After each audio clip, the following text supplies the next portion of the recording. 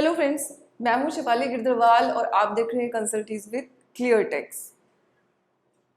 Corona की वजह से हम सब लोगों ने एक बहुत ही बुरा फेज़ अभी देखा है और देख रहे हैं। हम में से काफ़ी लोग तो घर से बाहर निकल पा रहे हैं, बट काफ़ी लोग बिल्कुल घर से बाहर नहीं निकल पा रहे हैं।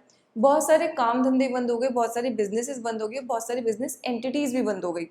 लेकिन इन सब के साथ साथ जो एक अच्छी चीज़ हो रही है वो ये कि जो चाइनीज़ इम्पोर्ट्स हैं वो भी कम हुए हैं और काफ़ी हद तक कुछ चीज़ों में बंद भी हुए हैं। और इसकी वजह से शायद इंडिया में अब जो मैन्युफैक्चरिंग एक्टिविटी है उसके अंदर एक ग्रोथ आने वाली है।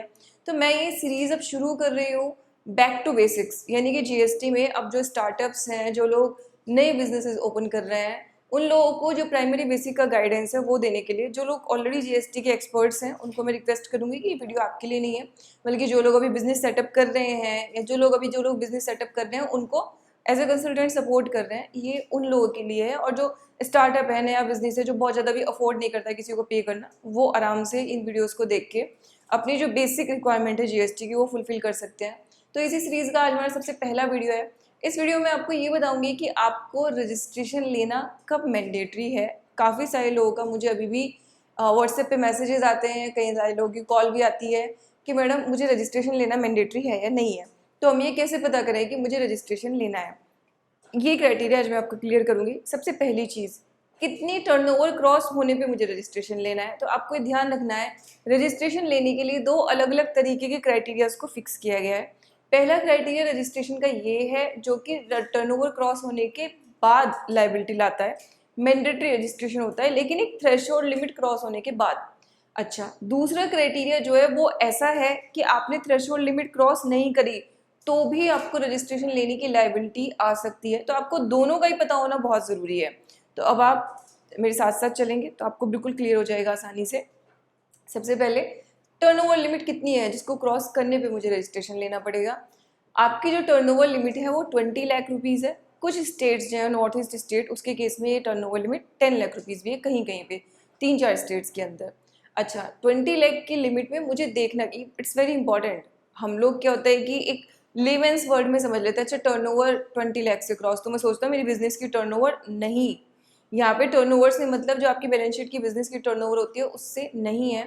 यहाँ पे आपको टर्नओवर में जो जीएसटी एक्ट ने डिफाइन कर रखा है इस शब्द को, टर्नओवर को, वो उसमें आपकी एग्जेम्प्ट सेल है उसको भी ले रहा है, आपको इंटरेस्ट मिला, कोई आपने एफडी या सेविंग्स पे इंटरेस्ट है उसको भी, आपने कोई रेजिडेंशियल हाउस दे रखा है रेंट पे तो उसको भी, आपकी कोई एग्रीकल्चरल इनकम हो गई जो कि एग्जेम्प्टेड है अदरवाइज जीएसटी में, उसको भी, आपकी वो इनकम जिसपे जीएसटी की लेवी ही नहीं आती। तो जीएसटी की लेवी जिन जिन चीज़ों पे नहीं आती है, जैसे किस पे नहीं आती जीएसटी की लेवी, पेट्रोलियम प्रोडक्ट्स की सेल पे नहीं आती, लेकिन टर्नओवर चेक करने के लिए हम उसको भी इंक्लूड करते हैं। नेक्स्ट, और मुझे क्या करना है, तो जैसे आपकी टर्नओवर 20 लाख से क्रॉस होगी।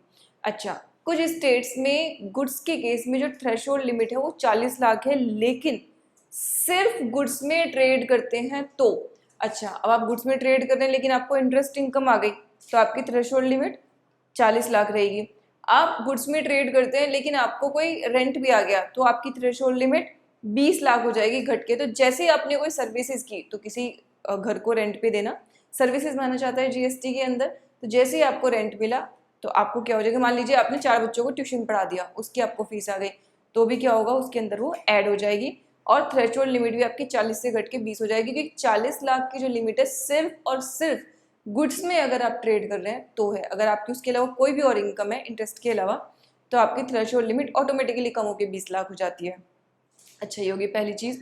टर्नओवर कैसा देखना है वो आपको अब समझ में आ गया कि टर्नओवर में मुझे ये चीज़ें चेक करनी है।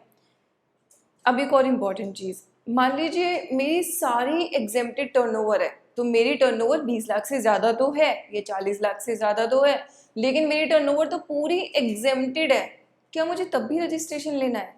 आंसर इज, मुझे टर्नओवर चेक ही तब करनी है जब मैंने कोई टैक्सेबल सप्लाई भी की हो। यहाँ पे सेक्शन 23 आता है सीजीएसटी एक्ट का, जो एग्जेम्प्ट करता है कि अगर आप 100% एग्जेम्प्टेड या वो टर्नओवर कर रहे हैं जो नॉट लेवेबल टू टैक्स है, तो आपको रजिस्ट्रेशन के लिए देखना ही नहीं है टर्नओवर। एग्जांपल आपको देती हूँ, मान लीजिए आप 2 करोड़ रुपए का पेट्रोल सेल कर रहे हैं, जो कि जीएसटी की लेवी से बाहर है। जीएसटी की लेवी से बाहर है मतलब एग्जेम्प्टेड माना जाता है उसको भी जीएसटी के अंदर। अब जीएसटी की लेवी से बाहर होने का मतलब तो ये हो गया कि मेरा 2 करोड़ का है तो भी मुझे रजिस्ट्रेशन नहीं लेना, तो मेरे को अभी तो टर्नओवर चेक करने की जरूरत नहीं है। मैंने कहा ना, जब तक आप एक्सक्लूसिवली एग्जेम्प्टेड कर रहे हैं चेक ही नहीं करनी। लेकिन मान लीजिए आपका एक कमर्शियल कॉम्प्लेक्स है और आपको उससे 5,000 रुपये का रेंट आता है हर महीने। अब आप 100% एग्जेम्प्टेड से बाहर निकल गए, क्योंकि चाहे आपकी 100 रुपये की भी थी लेकिन टैक्सेबल सप्लाई थी, तो अब मुझे टर्नओवर चेक करनी है। तो अब टर्नओवर चेक करने के लिए क्या मैं सिर्फ वो 5,000 इंटू 12 यानी कि 60,000 जोड़ूं या ये भी जोड़ूं? अब आपको दोनों जोड़ने पड़ेंगे, तो आपकी टोटल टर्नओवर 20 लाख क्या, अब तो करोड़ों से ऊपर पहुंच गए। तो आपको रजिस्ट्रेशन जीएसटी के अंदर लेना पड़ेगा। एक गलतफहमी मैं दूर कर दूं, जब ये होता है मैं ऐसे बोलती हूँ कि एग्जेम्प्टेड है तो आपको रजिस्ट्रेशन लेना पड़ेगा, तो कुछ लोग कहते हैं अच्छा फिर क्या एग्जेम्प्टेड पे टैक्स देना पड़ेगा? नहीं, रजिस्ट्रेशन लेने के लिए टर्नओवर में किसी अमाउंट को इंक्लूड करना, थ्रेशोल्ड लिमिट चेक करने के लिए अलग बात है, और एक्चुअल में उस पर टैक्स पे करना अलग बात है। तो जो एग्जेम्प्टेड है वो रजिस्ट्रेशन लेने के बाद भी रहेगा एग्जेम्प्टेड ही, तो उस पेट्रोल वाली सेल पे आपको टैक्स अब भी नहीं देना, लेकिन सिर्फ आपकी रजिस्ट्रेशन लाइबिलिटी को कैलकुलेट करने के लिए उसको ऐड किया जाता है। तो ये मेरा फर्स्ट क्राइटेरिया था टर्नओवर पे बेसिस। अब मेरा दूसरी क्राइटेरिया पे आ जाते हैं। दूसरा क्राइटेरिया वो है जहाँ पे आपकी टर्नओवर 1 रुपये की भी ना हो तो भी आपको रजिस्ट्रेशन लेना पड़ सकता है। किस केस में? बहुत ही लिमिटेड केसेस हैं, आप उनको इजीली याद रख सकते हैं। पहली चीज़ तो ये, अगर आपने इंटर स्टेट सप्लाई की है गुड्स की, सिर्फ गुड्स की, पहले इसमें दोनों को इंक्लूड किया जाता था, सर्विसेज और गुड्स को, लेकिन बाद में इस पर सिर्फ गुड्स को इंक्लूड किया जाता है, सर्विसेज को हटा दिया था गवर्नमेंट ने। मैं नंबर नोटिफिकेशन की यहाँ पे नहीं कर रही, क्योंकि मैं ये ऑब्वियसली कंसल्टेंट्स के लिए नहीं बना रही हूँ या एक्सपर्ट्स के लिए जो जीएसटी में उनके लिए तो भैया बिल्कुल नहीं बना रही हूँ, जो लोग बिल्कुल सिंपल बिजनेस ऑनर्स हैं उनके लिए मैं बना रही हूँ। तो आपको अगर इंटर स्टेट कोई सप्लाई किया आपने, इंटर स्टेट सप्लाई से मतलब क्या है, एक स्टेट से आपने दूसरे स्टेट में गुड्स गई मूवमेंट करके उसमें आपने बेची है, प्लेस ऑफ सप्लाई उनका किसी और स्टेट में आपके स्टेट के अलावा, तो आपने अगर एक ट्रांजैक्शन की सिंगल तो भी आपको रजिस्ट्रेशन लेने की लायबिलिटी है। एंड तक इस वीडियो को देखना बहुत ज़रूरी है, क्योंकि आप सोचो अगर आप शुरू के 5-10 मिनट देख के छोड़ देते तो हो सकता है आप गलत चीज़ सोच के जाते, इसलिए इसको एंड तक ज़रूर देखना।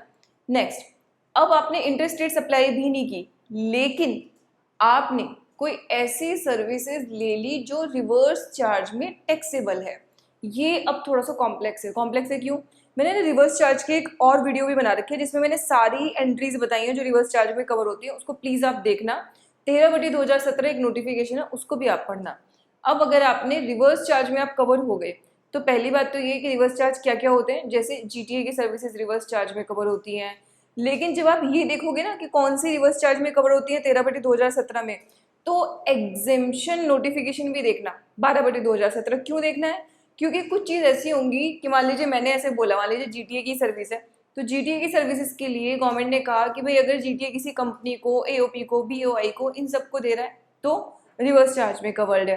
फिर उन्होंने कहा अगर जीटीए किसी रजिस्टर्ड एंटिटी को दे रहा है, तो चाहे वो कोई भी हो, company, AOP, BOI, doesn't matter, reverse charge में कवर्ड ही है। लेकिन अगर आप किसी ऐसे इंडिविजुअल को दे रहे हो जो रजिस्टर्ड नहीं है, तो आपने यहीं पे उसको बोल दिया कि वो रिवर्स चार्ज में कवर्ड नहीं है, उसको रिवर्स चार्ज में नहीं देना टैक्स, राइट। और फिर उन्होंने क्या किया, एग्जेम्पशन में उसको ये भी बोल दिया कि अगर आप किसी इंडिविजुअल को दे रहे हो तो जो रजिस्टर्ड नहीं है वो एग्जेम्प्टेड भी है, राइट। तो आपको रिवर्स चार्ज में कवर नहीं हुआ। अच्छा, जहाँ पे आपका रिवर्स चार्ज में कवर नहीं हुआ, अगर वो एग्जेम्प्टेड है तब तो बात अलग है, लेकिन अगर वो एग्जेम्प्टेड नहीं है तो ध्यान रखना फॉरवर्ड चार्ज में सप्लायर के लिए वो ऑटोमेटिकली कवर्ड हो जाएगा। तो जीटी अगर किसी ऐसी एंटिटी को दे रहे हो जो रिवर्स चार्ज में कवर नहीं होती, तो ऑटोमेटिकली उनकी फॉरवर्ड चार्ज में हो जाएगी। अच्छा, अब रिवर्स चार्ज होता क्या है, इसकी डिटेल मैं नहीं दूंगी यहाँ पे, सिर्फ आपको 2 लाइन में बताऊंगी। उसके लिए फिर आपको डिटेल में समझने के लिए पूरा वीडियो दूसरा है मेरा आरसीएम का, वो देखना पड़ेगा। रिवर्स चार्ज का मतलब सिर्फ इतना ही है कि सप्लायर की जगह, वैसे तो क्या होता है, मैं सप्लायर को देती हूँ और सप्लायर गवर्नमेंट को टैक्स डिपॉजिट कराता है, यहाँ पे सप्लायर की जगह रिसिपिएंट को ही टैक्स डिपॉजिट कराना पड़ता है। अब दिक्कत ये है कि आप आरसीएम में कवर हो गए, आप रजिस्टर्ड हो नहीं, ना आपकी थ्रेशोल्ड क्रॉस हुई, ना आपने इंटरस्टेट सप्लाई की, तो फिर आप टैक्स पे करोगे कैसे? आप रिवर्स चार्ज में तो कवर हो गए, बट टैक्स कैसे पे करोगे?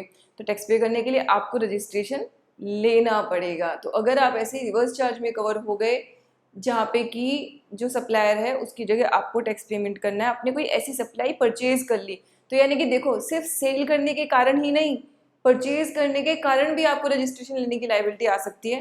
तो या तो आप ऐसे पर्सन से परचेज करें जो कि रिवर्स चार्ज में ना हो, यानी कि वो फॉरवर्ड चार्ज में उस पर टैक्स लगा रहा हो, या फिर आपको रजिस्ट्रेशन उस केस में भी लेना पड़ेगा। नेक्स्ट, आरसीएम के अलावा और क्या है, तो मैंने आपको बताया इंटर स्टेट सप्लाई और आरसीएम। और उसके अलावा क्या है, उसके अलावा अगर आप आईएसडी यानी कि इनपुट सर्विस डिस्ट्रीब्यूटर बनना चाहते हैं तो आपको रजिस्ट्रेशन खुद अप्लाई करना पड़ेगा। तो ये तो है कि जब आप डिसाइड करोगे कि मुझे आईएसडी बनना है तभी आप रजिस्ट्रेशन के लिए अप्लाई करोगे। तो नेचुरली जब आप मेंटली उस कंडीशन तक पहुंच जाओगे कि आईएसडी का डिसाइड करोगे तो आप रजिस्ट्रेशन के लिए खुद अप्लाई कर सकते हो, क्योंकि वो कोई सप्लाई करता ही नहीं है इनपुट सर्विस डिस्ट्रीब्यूटर, वो सिर्फ दूसरों की जो सप्लाई उसने दूसरों के बिहाफ पे प्रोक्यूर किया उनको आगे फॉरवर्ड करता है, तो इसलिए उसके केस में सप्लाई होगी भी नहीं। और अगर आप किसी इलेक्ट्रॉनिक कॉमर्स ऑपरेटर के थ्रू सेल करते हो, पहले ये प्रोविजन था, बहुत सारे लोगों को कन्फ्यूजन है इसलिए इसे कवर कर रही हूँ, लेकिन अब उनको भी 20 लाख की थ्रेशोल्ड लिमिट दे दी गई है। तो अब ये वाली जो रिस्ट्रिक्शन है वो नहीं है। पहले था कि इलेक्ट्रॉनिक कॉमर्स ऑपरेटर के थ्रू करना है तो आपको बिना किसी थ्रेशोल्ड के मैंडेटरी रजिस्ट्रेशन लेना पड़ता है। बट यहाँ पे प्रैक्टिकल प्रॉब्लम ये है कि आप ई कॉमर्स पोर्टल पे जब रजिस्टर करते हो एज ए वेंडर तो वो बिना आपके जीएसटी रजिस्ट्रेशन के आपको ई कॉमर्स पोर्टल पे रजिस्टर नहीं करने देगा, तो इसलिए लोगों को लेना पड़ जाता है। लॉ में अभी मैंडेटेड नहीं है ये। अच्छा, ई कॉमर्स ऑपरेटर अगर आप बनना चाहते हो तो आप अगर फ्लिपकार्ट और अमेजन की तरह चाहते हैं कि दूसरे लोग आएँ और आपके पोर्टल पे सेल करें तो आपको रजिस्ट्रेशन लेना पड़ेगा, ये भी अभी मैंडेटरी है। फिर कैजुअल टैक्सेबल पर्सन या नॉन रेजिडेंट टैक्सेबल पर्सन, अगर आप किसी दूसरे स्टेट में जाके ऐसे सीटीपी करते हो, कोई बिजनेस करना चाहते हो दूसरे स्टेट में जहाँ आपका प्लेस ऑफ बिजनेस नहीं है कोई भी, तो आपको सीटीपी रजिस्ट्रेशन लेना पड़ता है, वो भी विदाउट थ्रेशोल्ड लिमिट होता है। और अगर कोई नॉन रेजिडेंट पर्सन जिसका इंडिया में कोई प्लेस ऑफ बिजनेस नहीं है वो इंडिया में आके करना चाहता है तो उसको भी मैंडेटरी रजिस्ट्रेशन लेना पड़ता है। अच्छा, इसके अलावा लास्ट है, अगर आप इंडिया में किसी अनरजिस्टर्ड पर्सन को इंडिया के बाहर से कोई ऑनलाइन सर्विसेज देते हो, वैसे प्रॉपर शब्द होता है इसके लिए OIDAR सर्विसेज, लेकिन क्योंकि मैं सिंपल लैंग्वेज में बना रही हूँ तो मैं आपको उतना कॉम्प्लेक्स में नहीं ले जाना चाहती हूँ, आई बिलीव कि आप में से किसी का वो नहीं होगा। तो इंडिया के बाहर वालों के लिए वैसे भी वो, तो इंडिया के बाहर वाला अगर कोई इंडिया के किसी अनरजिस्टर्ड पर्सन को सप्लाई करता है OIDAR सर्विसेज यानी कि ऑनलाइन सर्विसेज, तो उनको भी इंडिया में मैंडेटरी रजिस्ट्रेशन लेना पड़ता है, उनके लिए भी कंपलसरी है। तो ये अब आपको पता चल गया कि आपको कब रजिस्ट्रेशन लेना है। रजिस्ट्रेशन कैसे करना है, बहुत सिंपल है, सिर्फ 2 घंटे में आप अपना रजिस्ट्रेशन कर सकते हैं। उसके लिए भी एक स्पेसिफिक वीडियो है जो मैंने पोस्ट किया हुआ है अपनी साइट पे, उसको आप देख सकते हैं। उस पर अराउंड 1 मिलियन व्यूज़ हो चुकी हैं, तो आप वहाँ से देखेंगे। बहुत ही सिंपल वर्ड्स में, बहुत ही सिंपल तरीके से आपको मैंने समझाया कि रजिस्ट्रेशन कैसे लेना है। तो हमारी भी गवर्नमेंट का जो इनिशिएटिव है मेक इन इंडिया का, उसको सपोर्ट करते हुए स्पेशली मैं ये वीडियोज़ बना रही हूँ आप सब लोगों के लिए, जो लोग अभी स्टार्टअप्स हैं, नया बिजनेस स्टार्ट कर रहे हैं, ये जो लोग छोटी छोटी प्रॉब्लम्स के लिए, क्योंकि देखो एज ए कंसल्टेंट अगर आप मुझे फ़ोन करके पूछो तो हो सकता है मेरे लिए भी उतना टाइम निकालना पॉसिबल ना हो और आपके लिए पे करना भी पॉसिबल ना हो। तो इन वीडियोस का पर्पज़ ये है कि आप लोग सिंपली अपने आप देख के अपने छोटे छोटे कंप्लायंसेस कर सकें। तो इसी सीरीज़ में मैं भी आपके लिए रिटर्न कैसे फाइल करनी है, छोटे छोटे बेसिक कंप्लायंसेस कैसे करने हैं, क्या क्या गलतियाँ हो जाती हैं हमसे, वो सब चीज़ें आपके लिए लेके आऊँगी। So thank you so much.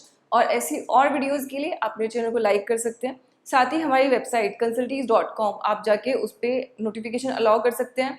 हम लोग बहुत सारी फ्री वेबिनार्स करते हैं आप सब लोगों के लिए, फ्री बिल्कुल वेबिनार्स, और जिसमें बहुत बड़े बड़े एक्सपर्ट्स आके आपको सारे कंसेप्ट अच्छे से समझाते हैं।